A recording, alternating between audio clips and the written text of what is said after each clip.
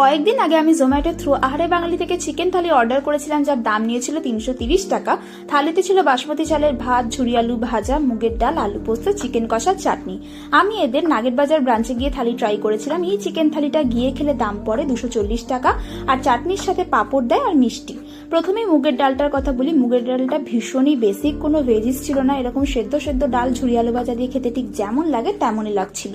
আলু পোস্তর পরিমাণ খুবই কম, আর টেস্ট একদমই নেই বললেই চলে। খুবই সাধারণ। এর থেকে আমাদের মায়েরা অনেক ভালো পোস্ত বানায় আমি বলতে পারি।